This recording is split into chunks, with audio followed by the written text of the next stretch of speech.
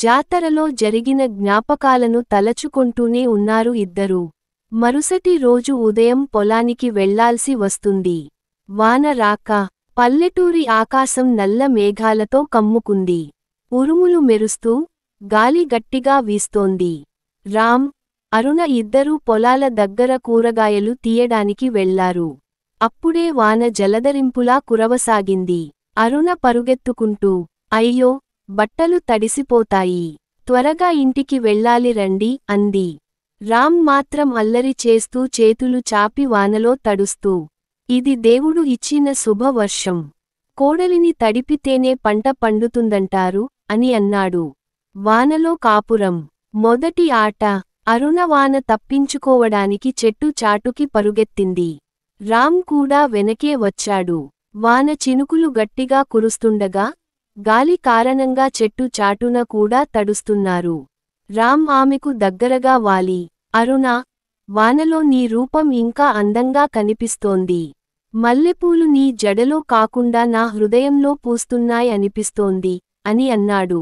అరుణ సిగ్గుతో అతని ముఖం చూడకుండా, ఎప్పుడూ అల్లరి మాటలే, వాన ఆగే వరకు ఒక్కసారైనా నిశ్శబ్దంగా ఉండలేరా అని అంది. రామ్ నవ్వుతూ, నిశ్శబ్దంగా ఉంటే వాన శబ్దం వినిపిస్తుంది, కాని నేను మాట్లాడితే నీ నవ్వు వినిపిస్తుంది అని భార్యని దగ్గరకు లాక్కొని మెల్లగా హత్తుకొని ఆమె ఎర్రటి పెదాలపై తన పెదాలతో ముద్ర వేశాడు. ఇద్దరూ ప్రపంచాన్నే మరిచిపోయి కౌగిలింతల్లో మునిగి తేలారు. అరుణ ముఖం ఎర్రబడిపోయింది. తడిసిన పూలు, తడిసిన గాజులు. వాన చినుకులు గట్టిగా పడుతుండగా అరుణ చేతిలోని గాజులు కూడా మరింత శబ్దం చేస్తున్నాయి. రామ్ ఆ శబ్దాన్ని విని, నీ గాజులు కూడా వానలో నాతో కవిత చెప్పటంతో పాటు పాట కూడా పాడుతున్నాయి అనిపిస్తోంది అని అన్నాడు.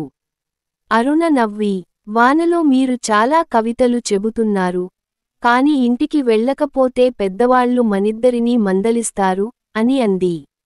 నీతో కలిసి ఉంటే ఎండా, వాన ఏవి తెలియట్లేవ్. ఇక్కడి నుండి వెళ్ళాలని లేదు అరుణా, నీతో ఇంకా కొద్దిసేపు గడపాలని ఉంది అంటూ తనని మళ్లీ దగ్గరకు లాక్కున్నాడు. అరుణ సిగ్గుతో అబ్బా, వదలండి, వెళ్దాం పదండి అని అరుణ భర్త చేయి పట్టుకొని ఇద్దరూ నడుస్తూ ఉన్నారు. ఇంటికి ప్రయాణం. ఇద్దరూ వానలో తడుస్తూ ఇంటికి పరుగెత్తుతూ ఉన్నారు. రామ్ ఉద్దేశపూర్వకంగా నెమ్మదిగా పరుగెత్తాడు. అరుణ వెనక్కి తిరిగి, త్వరగా రండి అని అంది.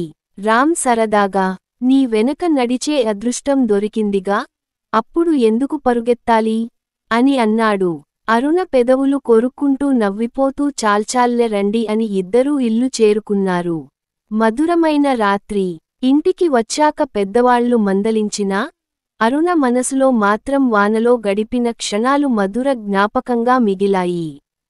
ఆ రాత్రి రామ్ మెల్లగా, ఈరోజు వానలో తడవకపోతే అంతటి తీయటి అనుభూతి, జ్ఞాపకాన్ని నేను మిస్ అయ్యేవాడిని. అలాగే నీ అందమైన నవ్వు ఎప్పటికీ చూడలేకపోయేవాడిని. వాన నా జీవితంలో పెద్ద వరాన్ని ఇచ్చింది అన్నాడు. అరుణ చిరునవ్వుతో తల వంచి అతని పక్కన కూర్చుంది. వానలో మొదటి రొమాన్స్ ఇద్దరి జీవితంలో మరచిపోలేని క్షణంగా నిలిచిపోయింది. హలో ఫ్రెండ్స్, అందరూ ఎలా ఉన్నారు? ఈ కథ ఇంకా ఉంది ఫ్రెండ్స్. మీకు ఈ కథ నచ్చిందా? నచ్చితే లైక్ చేయండి, షేర్ చేయండి, అలాగే సబ్స్క్రైబ్ చేసుకోండి ఫ్రెండ్స్. ఈ కథ ఎలా ఉందో కామెంట్స్లో చెప్పండి ఫ్రెండ్స్. Thank you.